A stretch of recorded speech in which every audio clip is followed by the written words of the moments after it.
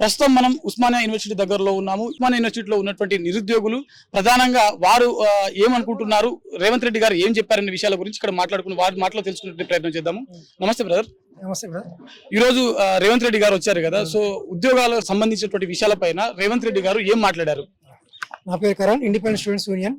వాస్తవానికి రేవంత్ రెడ్డి గారిని ఉస్మానియా స్టూడెంట్స్ అందరూ స్వాగతించారు.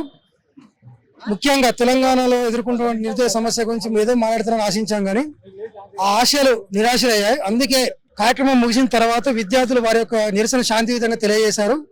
కానీ ఏది ఏమైనా ఈ జాబ్ క్యాలెండర్ మీద స్పష్టమైన ఒక ప్రకటన వస్తుందని ఆశించాం. రాకపోవడంతో కొంతవరకు నిరుద్యోగులు కానీ విద్యార్థులు కానీ నిరాశ చెందడం వల్ల కొంత ఆవేశానికి గురై నిరసన జరపడం జరిగింది. దీంట్లో తప్పుపడాల్సింది ఏమీ లేదు. గత సంవత్సరం ప్రకటించినటువంటి క్యాలెండర్ ఇంతవరకు ఇంప్లిమెంట్ కాకపోవడం, ఈ ఇయర్ గడిచిపోతుంది, మళ్ళీ జనవరి నుంచి మళ్ళీ కొత్తగా ఏమైనా జాబ్ క్యాలెండర్ అనౌన్స్మెంట్ చేస్తారని ఆశించడం, కానీ ఆశించింది జరగకపోవడం వల్ల కొంతవరకు డిసప్పాయింట్ అవ్వడం జరిగింది. దాని వల్లనే నిరసన తెలియజేయడం జరిగింది. ఓకే, ఇప్పటికీ కాంగ్రెస్ ప్రభుత్వం అధికారంలోకి వచ్చి 2 సంవత్సరాలు పూర్తవుతా ఉంది. సో ఈ నేపథ్యంలో అయినా కనీసం మరిన్ని జాబ్ అప్డేట్స్ ఏమైనా ఇస్తామని చెప్పి ఏమైనా చెప్పడం జరిగిందా?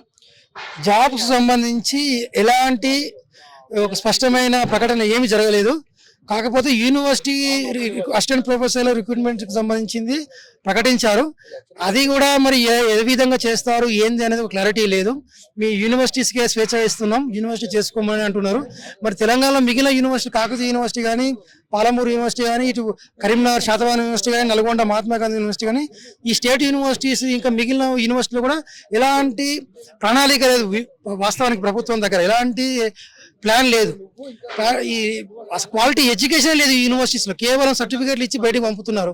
మరి ఈ యూనివర్సిటీస్లో ఎలాంటి రిక్రూట్మెంట్ జరుగుతుందనే విషయం కూడా స్పష్టం చేస్తే బాగుండదు. కేవలం ఒక పబ్లిక్ సిటీ జిమ్మిక్ గా ఉస్మానియా యూనివర్సిటీ వాడుకోవడం కోసం వచ్చినట్టుగా ఉందని మేము భావిస్తున్నాం.